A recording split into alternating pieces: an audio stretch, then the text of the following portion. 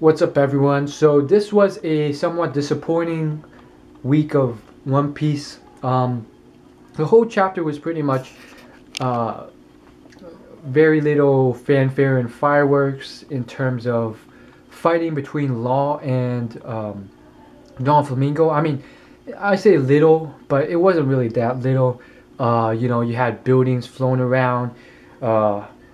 Don Flamingo doing all this stuff, Law teleporting all over the place, and generally it was pretty much Law failing, Law getting his arm chopped off, and again with my knowledge of manga at this point, it's just like, okay, his arms got chopped off, so what? He could still survive that, or he'll probably be able to mend it. That's just like, anything involving killing or severely injuring any person in manga, it's like I don't really even flinch at it anymore, because I know by the nature of manga, anything can be revived and anything has been revived, so it's just like you're somewhat jaded by it. So anyhow, especially like it's so obvious Law has this ability, to revive someone completely requires his death, but to revive body parts that are any level of severe, like his arm,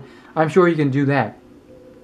As to this whole, whether or not he's going to ever use it, I feel like that whole idea of it almost implies that it will be used at some point in the future. The creator of One Piece likes to throw in tragedy a lot, so I feel like Law will use it eventually. He might sacrifice his own life to save Luffy or something like that. In addition to that, though, we do have Chopper as a doctor already, so I would not... I mean, Law is really, really cool, but it would just be a, discount to Chopper, who I very much respect as well, if something were to happen. Although he has been somewhat underwhelming since his return. I felt he'd be a lot stronger. I felt everyone would be a lot stronger, but again, the weaker characters have remained the minor weaker characters in terms of the crew. Usopp and all of them. Although I very much enjoyed that chapter where Usopp does his classical Usopp thing. Very funny, very honorable man, very respectful. No matter how crappy he gets pushed and destroyed, he does all this stuff that, it's very much, relatable to real life and so respectful. He still does a good thing. He helps out the people he respects and who's part of his crew, and who he knows are good people, and you know what he does, and that's the sort of person I would like to be in real life. It's a great thing that One Piece promoting these sort of character traits, just like Forrest Gump. So you know what the scene I'm talking about, like it's happened so many times. From that very first time where he's Soldier King and you think everything's screwed up, and then he shoots that arrow from thousands of feet away, hits that man, he bursts into flames, and it stalls him even further. And then, when he lies about, like he does lie a lot, but he always does it comically, and then nowadays he's owning up to the truth, and at the end of the day he's a good-hearted man doing good-hearted stuff. He fights to the point of being completely destroyed and mangled to death and injured, and he still fights, and he was able to finally break the spell once again, and on and on and on. And then once that little kid who controls the toys revives, he was able to shock her to death once again. So with that being said, let's put aside the praise to Usopp. This whole thing with this chapter, the first part of the chapter was pretty much Law almost about to be killed. Then Luffy coming back, and you're like, sweet, Luffy's about to do some major work with his, that whole entrance scene was pretty ridiculous. He doesn't really enter, but he does this thing where he's like, I think he does like Gear 2, and then you see all the smoke coming out, and boom, Don Flamingo's clone gets chopped to pieces. But then Luffy doesn't come out, and you see like a little bit of a minor flashback with Bellamy and his journey, and then you see Bellamy like start using his devil fruit ability, jumping out, and then saying something very cryptic at the end. This is my last fight, and it seems like, you know, he wants to help defeat Don Flamingo now. So it's all very touching and stuff, and you can all kind of see where it's headed. You know, these two Ds will defeat Don Flamingo. Law is now in D as well. These two Ds are going to do great things. They'll probably part after this. I would like them to join, but how is that going to work? 2 medical doctors on the crew. Plus, does Law really want to do anything after he kills Don Flamingo? Maybe he'll still go for One Piece. In addition to that, I don't think Law is the type of person to join a crew. And then we have other things to deal with. People who are potentially much stronger than Don Flamingo. Like the 4 kings. I think one of the kings has come in now to the island, who will probably be meeting Luffy head on soon after this Don Flamingo arc ends. People haven't realized that. So I do think, you know, it's pretty predictable what's going to happen. Eventually Don Flamingo is going to go down, just like every other boss in every arc in One Piece. You know, if you look at every arc, it has a very distinct, similar structure to it. One clear final boss that has to be defeated.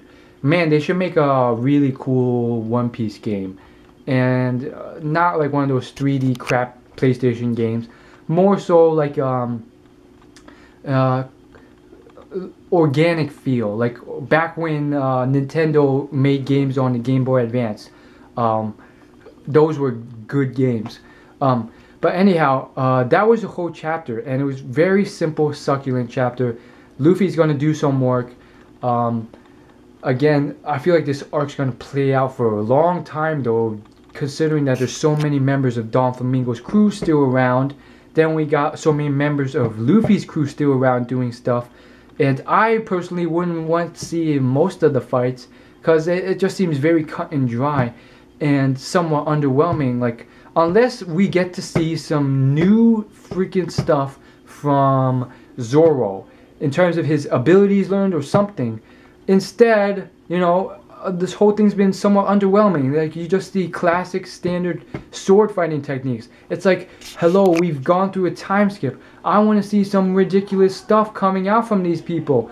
Not Zoro fighting one of Don Flamingo's henchmen who's towards the top but not at the top in terms of power level. It's just like the whole thing over again from before the time skip. It's like, it's the whole same thing over again. No, the time skip is supposed to freshen things up. We want to see fireworks. We want to see Zoro doing ridiculous stuff. But that's what I want to say in a nutshell, and I want to see what happens in the future. One Piece, let's get a move on it.